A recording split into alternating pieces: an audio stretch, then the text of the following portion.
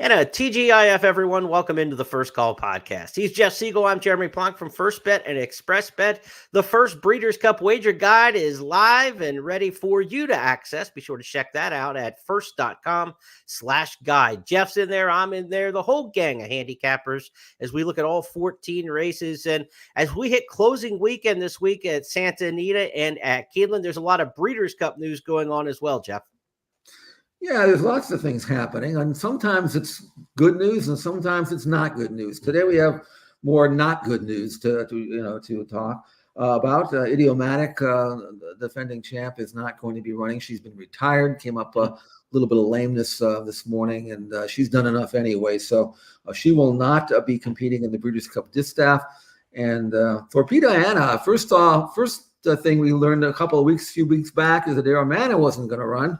Yeah. And now we find Idiomatic. So, I mean, things are kind of lining up good for her. She's going to be a short price in that race. Emily Upjohn, a very good European filly, is going to run in the turf against the boys. Frankie Dettori will ride. So that race got a little boost and it could have used it, I think, because, and don't get me started on this, but you already did. Next is going to run in the Classic. Man, I don't get it. But that's for our discussion next week. See, you don't need much to get started. Just a little nudge in the back, and then you're downhill from there. When it comes to next, you have strong opinions. Yesterday, and now I'm getting madder. Dallas Stewart's taken out a couple of his entrants. I don't know if that's related or not.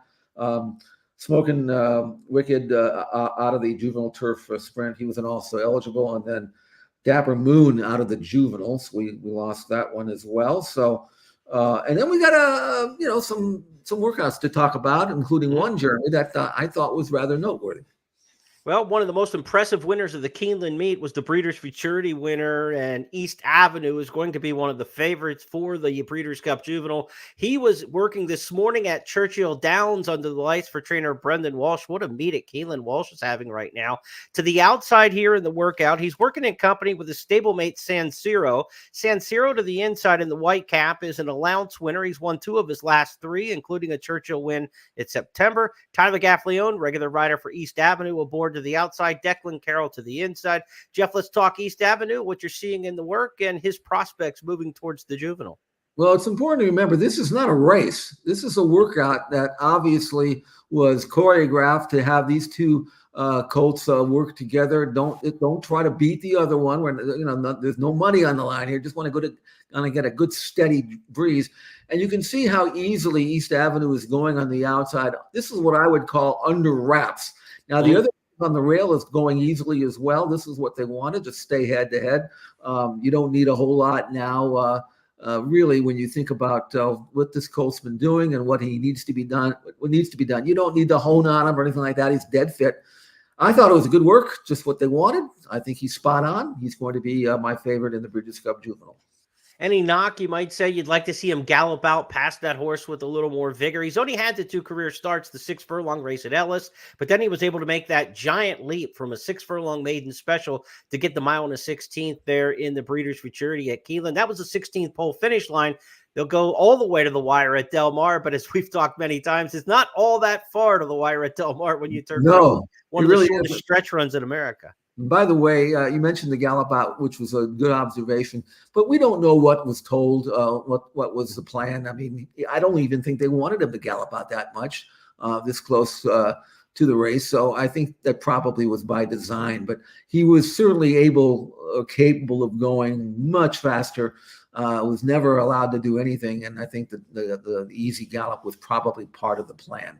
And remember, this is the work a week before the race, right? Yeah. I mean, this is the last just tune-up maintenance, make sure you get to the race healthy. He still has to board a plane and get to California, and then he'll have a couple easy jogs over the track at Del Mar once he gets out there. But Breeders' Cup Juvenile shaping up to be a pretty good one. Chancer McPatrick, 2-time Grade 1 winner for New York from New York. You've got the Bafferts out in Southern California that have just passed the baton, but multiple stakes winners there potentially there from the West Coast defending the home turf. And of course, Jonathan's Way, also from Kentucky, kind of forgotten about a little bit, but he was so impressive overcoming trouble at Saratoga in his debut, then won the Iroquois Stakes in September. He didn't run in the last round of preps, but Jonathan's Way is going to have a major say, I think, in the Breeders' Cup Juvenile as well. So this is a fun group this year going into the 2-year-old race, the big 2-year-old race to me on the Friday card.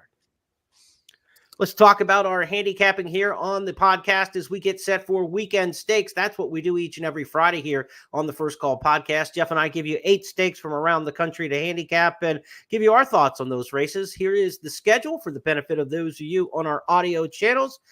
These races we'll go over. The Our Dear Peggy Stakes at Gulfstream Park. Belmont at the Big A. He's got a trio of stakes races. The Bold Ruler, the 49er, and the second fall edition of the Mother Goose, formerly a June race, but now on the fall calendar. At Keeneland, closing weekend gets heated up on Saturday with the final day of racing, including the Bowman Mill, the Fayette Stakes, and the Bryan Station. Bryan Station worth, I think, $600,000. Woo!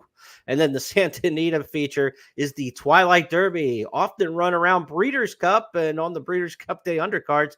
No Breeders' Cup at Santa Anita this year. Twilight Derby goes the week before the championships. And again, I want to remind you to access the free first Breeders' Cup wager guide. Stats, trends, all the stuff you want to get ready for the races are in there now. Handicappers picks will be following in the coming days, so be sure to check the guide out often. First.com/guide. Also want to remind you tonight and Saturday night at the Meadowlands for harness fans, it's the Breeders' Crown. So the big one there, 4 decades strong, the Breeders' Crown. Al Samagli has got his picks on the website, also some videos for you to handicap the Breeders' Crown. 2-year-olds in the spotlight tonight in the Breeders' Crown, older horses tomorrow. So huge harness weekend at the Big M for tonight's Breeders' Crown, 2-year-olds, and then the older horses tomorrow. So be sure to check that out on our websites. Okay, let's get handicapping now, Jeff. The Our Dear Peggy Stakes, Gulfstream Park on Saturday. 1 mile on the turf. We've got a big field of 12 in here. Opportunity for these 2-year-old fillies to stretch their legs, but a lot of them have already been a route of ground. Some also have already routed on the turf.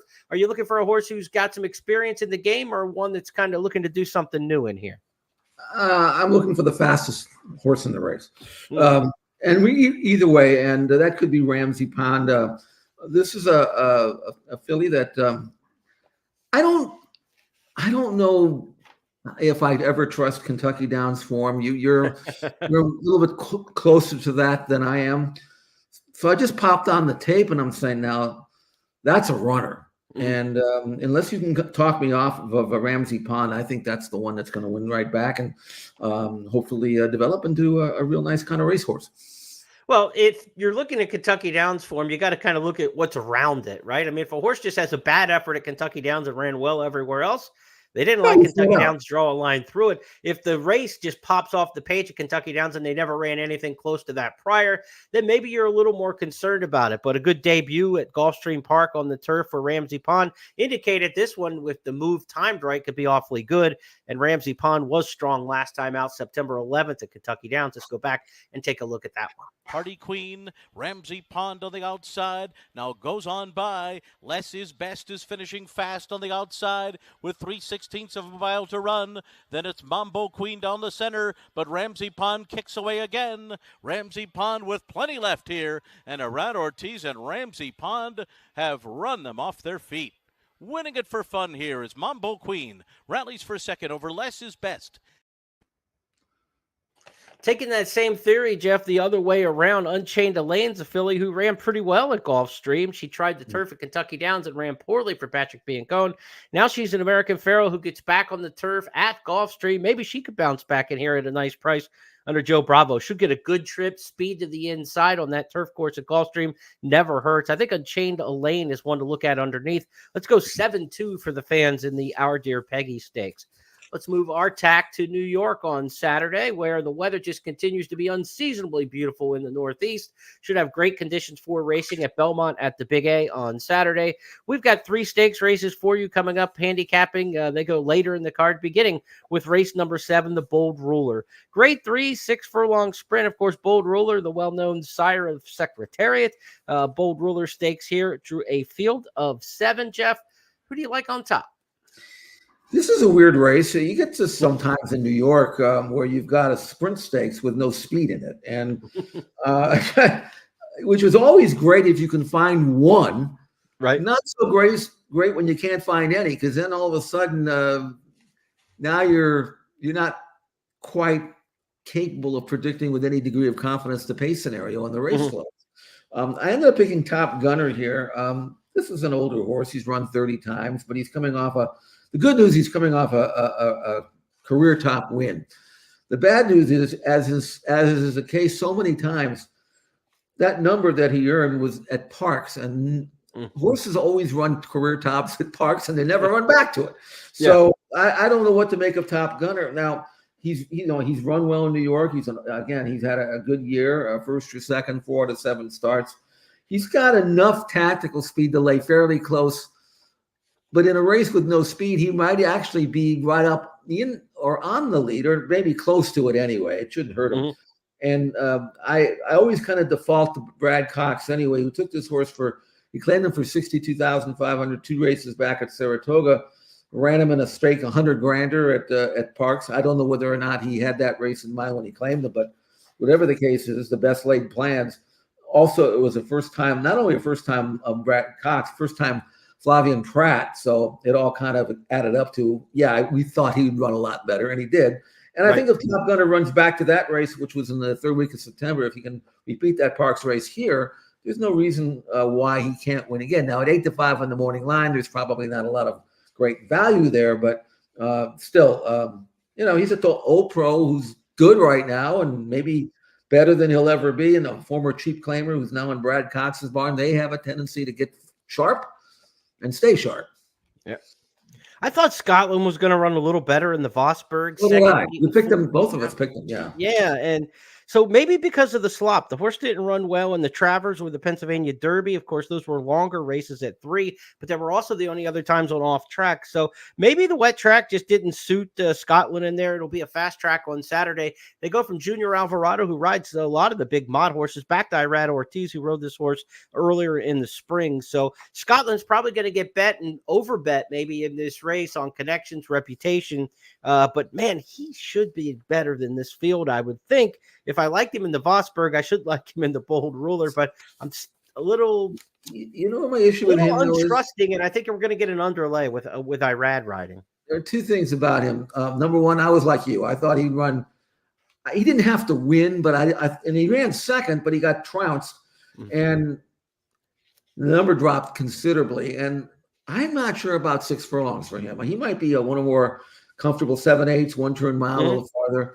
And in a race without any pace, he might just get stuck out there in kind of no man's land. So, if you ask me, do I think he could win? Certainly. If I thought he could win the Vosburg, as you pointed out, then he certainly should be capable of him. But I wanted to avoid him, and I ended up with another horse, Top Gunner, who I also wanted to avoid. So I'm just not real keen on this race. So, you can't – I always say, don't let the race play you. You play the race. And sometimes we get these races, and I just don't have a feel for him. So we'll see what happens. Let's go from the 7th to the 8th. It's the 49ers Stakes, named for the Woody Stevens runner, back from 1988. Ran on the tail of winning colors in the Kentucky Derby that year. 49er is a 1-turn mile. Again, these are older horses in here. You do have, I don't think we have any 3-year-old stake. Yeah, we do have Jefferson Street, the 3-year-old, taking on the elders. And Jefferson Street's coming off a good 2nd place finish to Henro last out. Prior to that was in the Alan Jerkins, 2nd in the Amsterdam.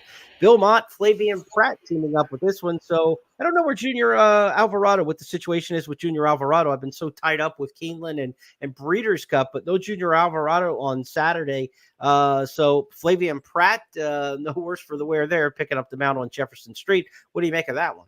Well, I actually ended up picking Jefferson Street, although, he's one of these horses that can look like King Kong when he wins, and then other races you can't find him. So I don't know what to make of him. But, again, there are a couple of exterior factors here that I have to take into consideration. One is the switch to Flavien Prat, and the second thing is the first-time blinkers angle. And going a 1-turn mile – it is a 1-turn mile. This Belmont. When does this meeting end? So I don't have to read Belmont and Big A in the same line. I think we got another week or so. And then, all right, then we're going to switch to just then regular I'll just say Aqueduct. Aqueduct, and I'll know where I'm at. But But Jefferson Street, I think, has the right style for a one-turn mile, especially with the blinkers and Pratt. Here's another race that figures to have a relatively soft opening quarter, and I think that's going to suit Jefferson Street just fine. He's earned a triple-digit buyer in the past, so he's fast when he wants to be. He's coming off a solid runner-up effort in the stake at Churchill, going 7/8. That was a good, solid race, earning a number that can win. So he's 9-2, and blinkers and Pratt and Mott and back form, right mile distance. I think Jefferson Street's a gamble for me if I can get 9-2. I'm really curious about Coastal Mission in this race. He's Charlestown based. He's a legend there. He could have run in the West Virginia Breeders' Classic and been 1-5 a couple weeks ago at Charlestown. Jeff Runco ended up winning that race anyway. In fact, I think he ran 1-2. So maybe he was just separating his charges, knowing he had the horse to win that race and could go and try to win this graded stakes with Coastal Mission. This is a gelding 5-year-old. He's not won a graded stakes, but he's been all around it in some good ones, some grade 2s, some grade 3s. He fits with this kind of horse or this kind of race, and I think the one-turn mile will suit him pretty well. He's gone 2 turns a few times with success in the Parks Dirt Mile, and of course that West Virginia Breeders' Classic around 3 turns at Charlestown. So I think Coastal Mission's one who's a little bit interesting in here. I think the one-turn mile is going to be really good for him. His regular West Virginia pilot Arnaldo Bucachica coming up the ride. I'm going to take Coastal Mission. You've got Jefferson Street. Let's see what shakes out there in race number 8 at Belmont at the Big A, the 49er Stakes. Let's skip ahead now to race number 10. It is the Mother Goose, grade 2, $250,000. The Mother Goose inaugurated in the 1960s. It was run in June and was kind of a springboard towards the Alabama at Saratoga for the summer for much of its existence. Last year, it went to a fall race for the first time. It stays in the fall here. And now, Jeff, you get fillies in this grade 2 mile and 1/8 race that aren't Breeders' Cup quality, but they get one more shot to run just against the straight 3-year-olds. Last year's field I thought was weak. This year's field's actually a little better, and maybe this race will find a niche late in the season like this. I hope so, because it was part of that Philly Triple Crown in New York back in the 60s with the Acorn, Mother Goose, and CCA Oaks, and it was a gradual step up in distance, and it was a high-quality grade 1 event, and now it's late October, grade 2. I mean, out of sight, out of mind. I thought it kind of deserves better than this, but that's just me. But in handicapping this race, it's interesting because Gun Song's in here, and she may be most famous for running Torpedo Anna to a neck at 44-1 in the cotillion last time out. And if you look at the number she earned a career cop number, but what happened there, if you're just going by speed figures, Torpedo Anna ran down to her level because, I mean, she was coming off a race in which she battled fierceness to a photo and then life and death to beat Gun Song, who had never earned a 90 buyer number. In fact, all of her numbers were in the 80s. So I don't know. Did Gun Song really improve that much, or was she flattered by Torpedo Anna, who didn't run a race? I don't know. But when she gets a chance here, she's got good tactical speed. Again, she'll be in a position where she'll be able to exploit a slow pace, and if she doesn't bounce off that race, and she's had more than a month off, she shouldn't really go backwards for Mark Hennig. I think Gonzalez could win, but I'm more interested in your pick because this was your race of the week. I know you burned the midnight oil to come up with something better than an 8-5. So I'm all ears. What do you got? I burned the midnight oil the entire month of October, so I'm looking forward to November. No oil left, right? When you go out of where do they sell that? 7-Eleven? They can get it there. I'm down a couple quarts if you check the dipstick. I think when you talk about the midnight oil, Life Talk is who I ended up with in here. Life Talk's a horse who is a form cycle play for me. This is the second start off the layoff. Life Talk for Todd Pletcher was off April to September. Came back and ran a pretty good race to Miss Justify in the Seneca overnight. That was kind of a bounce back race from 2 poor efforts in the spring. And if you look at the second career start for this horse, now that we're in the second start of the form cycle, second start of the career was a massive move forward and breaking the maiden at Saratoga by 6 lengths in the second career start. So I'm looking for that same kind of progress. If Todd Pletcher gets this one to move forward again off of that last race, I think that puts her in the winner's circle. Pletcher's won this race 6 times. I like that when trainers kind of aim for races. It's a little different now with this race being in October versus back in June. Like it's part of a program. When a trainer wins the same race over and over many years, you can tell it's part of their program for a particular sub subset like 3-year-old fillies. Okay, I'm going to get my 3-year-old fillies to this date for a race like the Mother Goose. Now that it's in the fall, I don't know if Pletcher's program is set up so much, but her season sets up nicely for this race because she missed all the summer, right? She missed any chance of running in any of the big races, being out from April to September. Since she comes back here, she kind of almost defaults into a big filly, De Moselle winner last year, against a field that's not so great in terms of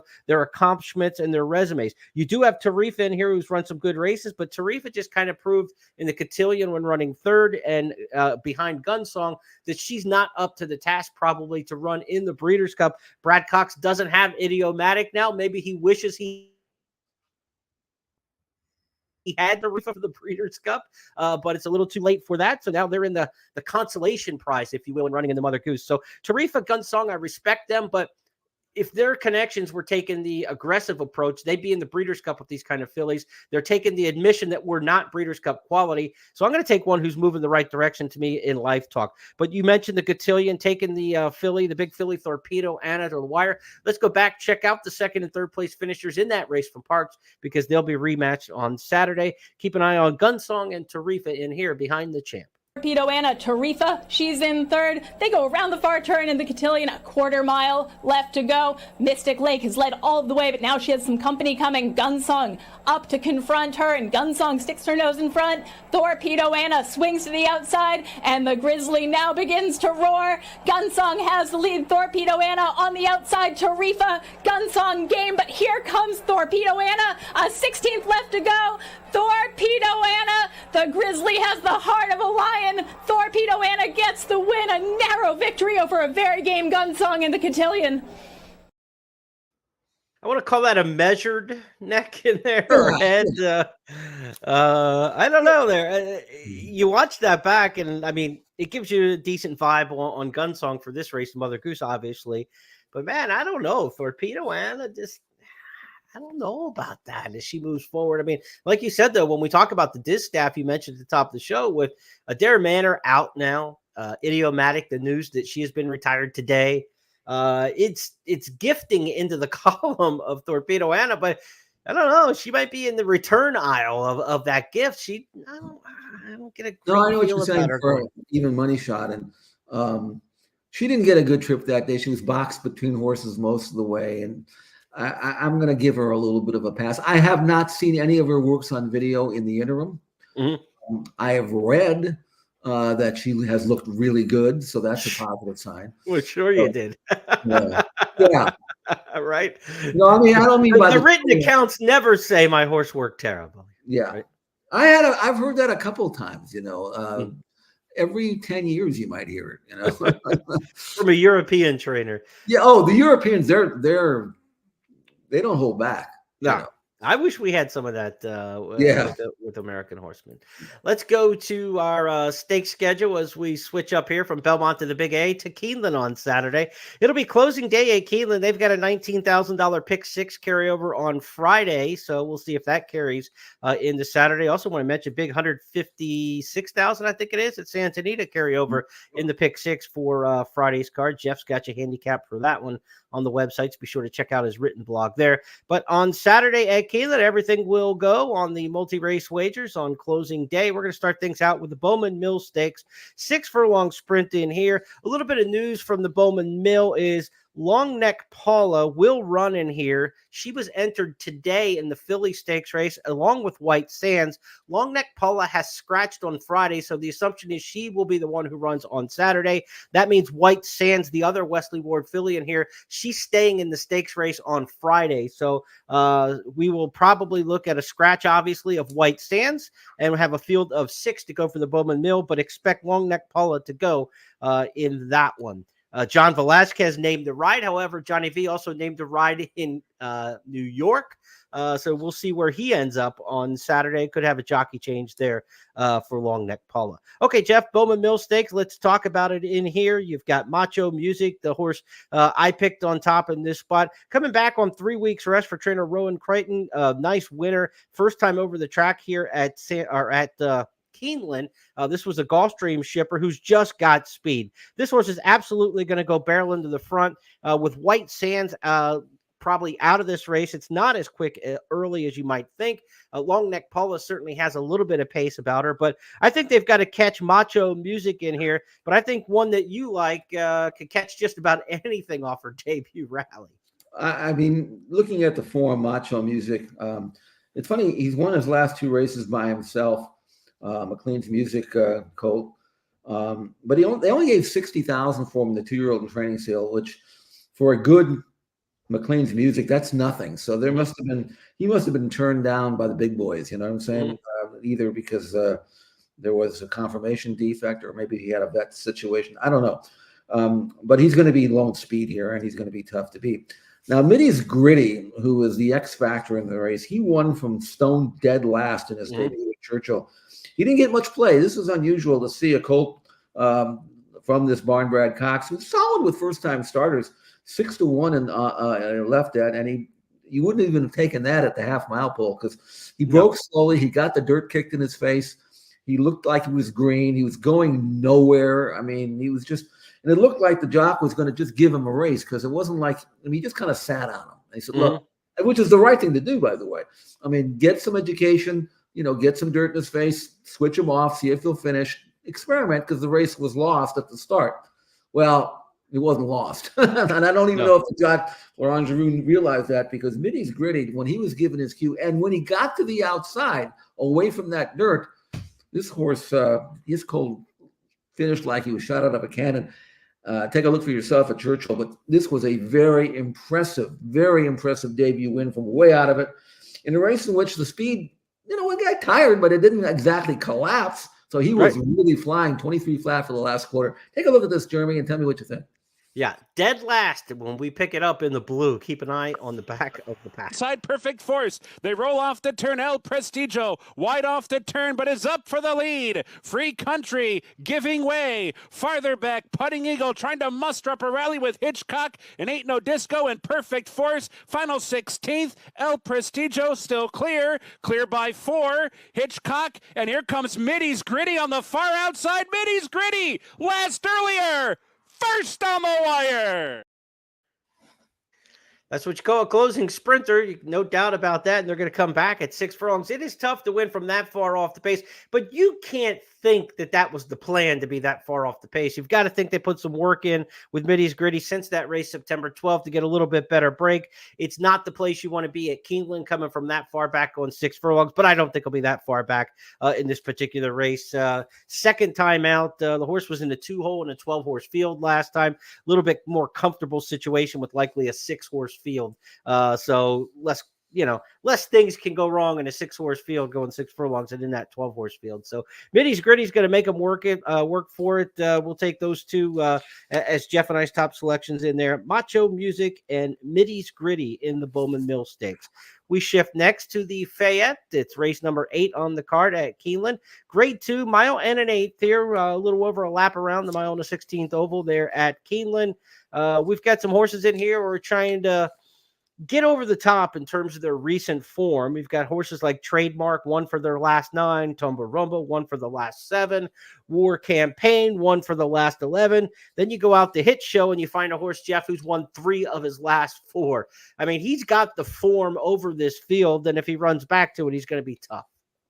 The last 9 races for Hit Show have been a different track. So he's a traveling man, and he's also a kind of a versatile colt who can win on a wet track, a fast track. He can win just about doing anything, unless they put him too high. And the horse knows exactly when he's in too tough, because that's when he says, "Forget this, I'm not running." But if he can read a form and he can look at this form and say, I can beat this field. Right. I can't beat this field. So I think he probably will. And Hit Show on a candy ride. Seems like he's danced a lot of dances and you look at him, he's late in his 4-year-old season now. He's only run 13 times.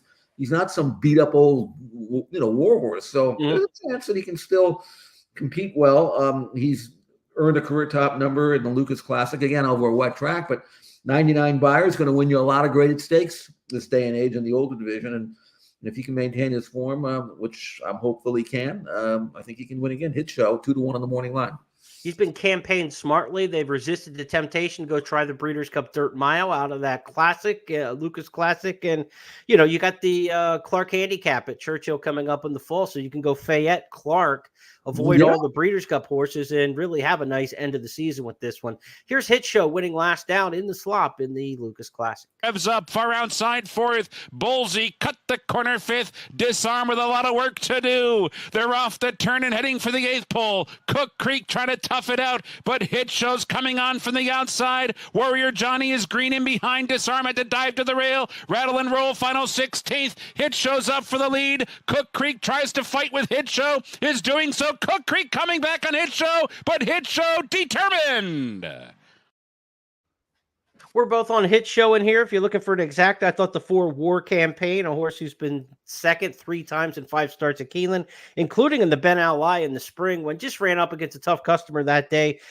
Kings Barnes ran a really big race that day and just drew off nicely. War Campaign was left second best in there. Could be second best in here to Hit Show. I've got him 8-4 in the Fayette. That's the way I'm going to take a shot there in that field of 10. Let's go to the feature race on Saturday at Keeneland. Next up, it's the Bryan Station. These are 3-year-old turfers here going a mile for a purse of $600,000. This was kind of like a little bit of an afterthought race to the stakes schedule. It's only been run about 5-6 times. It's not been run that often over the last 15-20 years. And now that it's back as a kind of a permanent end of the season stakes here at Keeneland, they really threw the money at it. The Valley View is being run today for the fillies. Same kind of deal. End of the season 3-year-old filly race goes for about $300-350. The Bryan Station were $600,000, Jeff.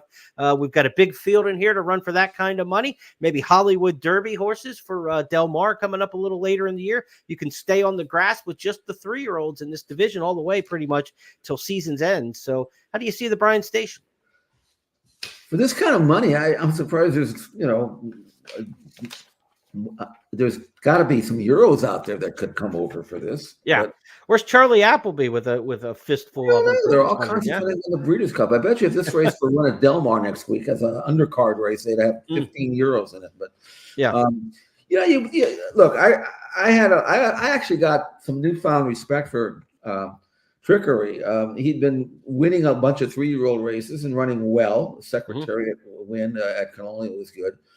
But he'd been beating 3-year-olds, and so he came out here to the City of Hope Mile, running against Johannes, who is certainly a major contender for the Breeders' Cup Mile. And I really doubted whether that 3-year-old form was going to be able to be duplicated against the older, seasoned, tough, professional, solid, older turf horses we have out here, and especially Johannes. And I thought Trickery, he finished 4th, got beat just over a length. I thought he ran really well. I mean, he ran as good against Johannes as most of the other horses have around here, and now he's back with 3-year-olds. So certainly he's going to be tough to beat. Brilliant Birdie, though, I thought, man, that Kentucky Downs win was better than I thought. I mean, the number was what he's been getting, but I thought he certainly ran well, always was going well, and maybe even moved a little too soon and still won. So they meet again. He was actually, believe it or not, 3-5 against Trickery 2 races back in the Secretariat. Trickery beat him. So they got kind of a rivalry going, and I'm going to go with Brilliant Birdie this time. Might be a better price, but man, I'm curious to see if Trickery will run back to that really impressive, not win, but effort in the City of Hope against Johannes. It might give me a clue as to maybe respecting Johannes maybe a little bit more than I will, because again, I'm not sure Johannes is beating that great a group so far. But let's go with Brilliant Birdie at 7-2 and hopefully get the price. Yeah, you get the rematch. A little less travel for Brilliant Birdie, obviously, since that race at Colonial.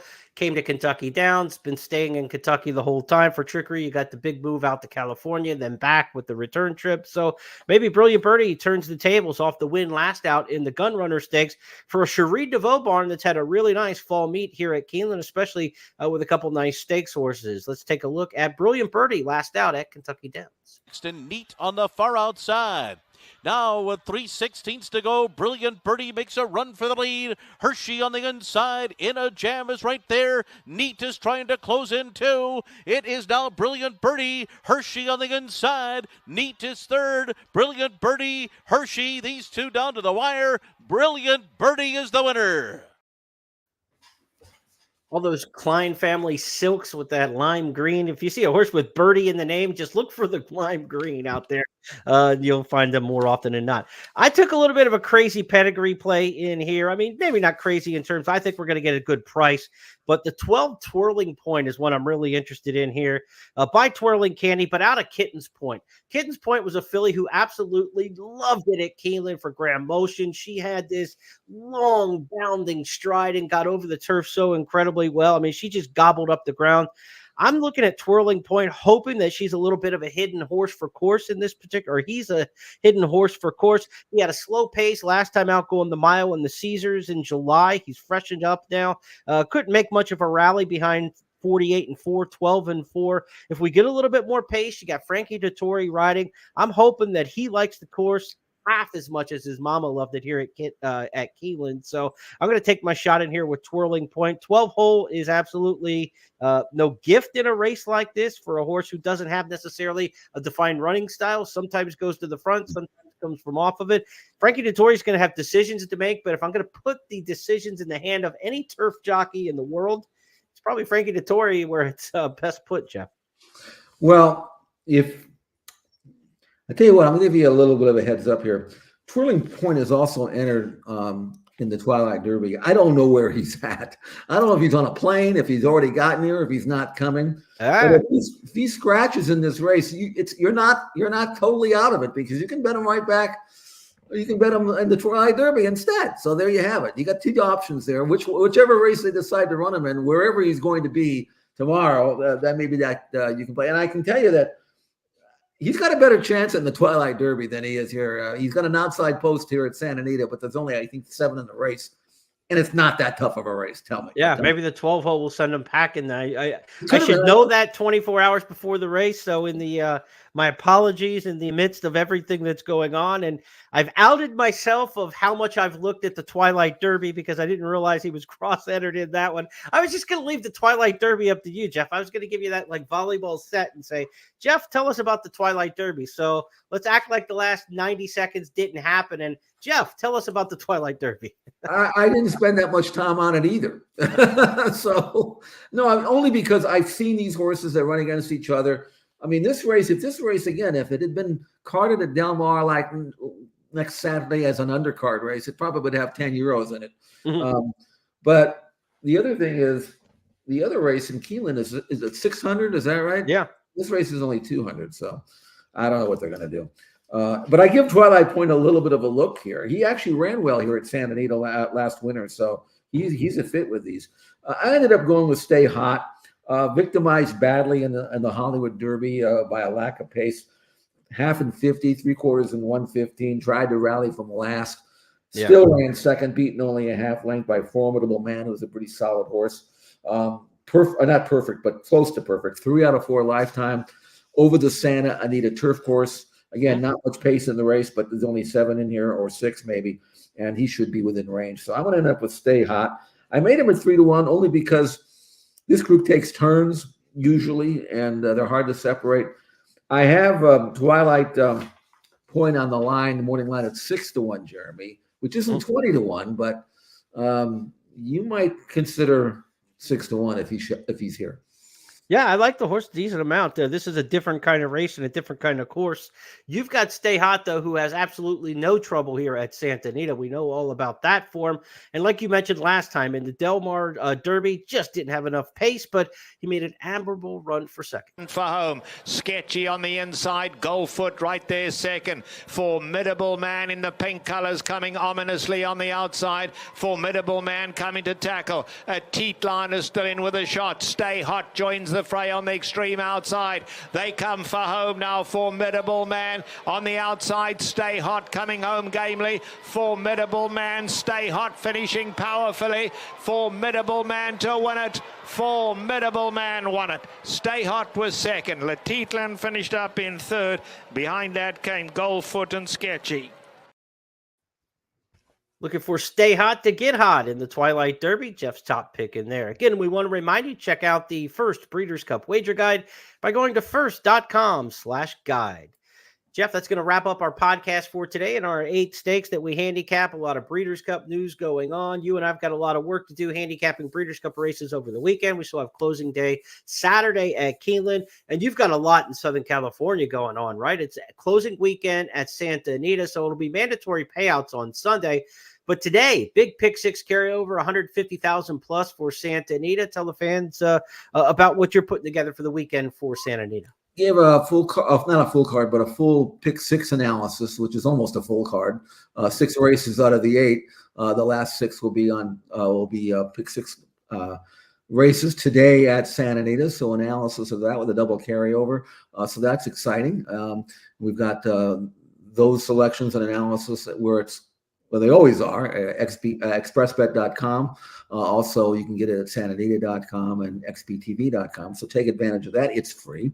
And then, of course, I have to turn in my morning lines for both Friday and Saturday. That includes the Breeders' Cup races and all the undercards. Monday morning, which means I've been doing a lot of preparatory work because when they start drawing those right races, there is no time to adjust. So if you see a line that if I make a horse a line from the 13 hole, it's not my fault. I had to turn it in before the draw. If I had to, I don't know, and that's going to affect, the gambling too, because you don't want to be too far back too far outside of Del Mar sprinting or routing. And the way the track's been playing, inside is, don't worry about it.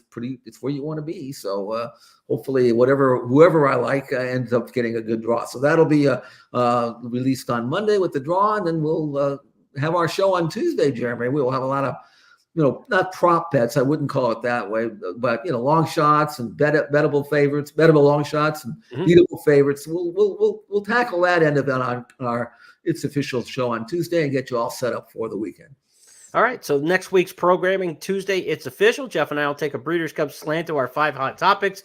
And then this program, it's typically on Fridays. We'll move up to Thursday next week. We'll record the First Call podcast for the Breeders' Cup edition on Thursday, so we can include some Friday and Saturday talk about, I don't know how many number we'll do. If we'll do 8 Breeders' Cup races over the 2 days or how we'll divide it up. But we're going to have a ton of handicapping for you next week on the show.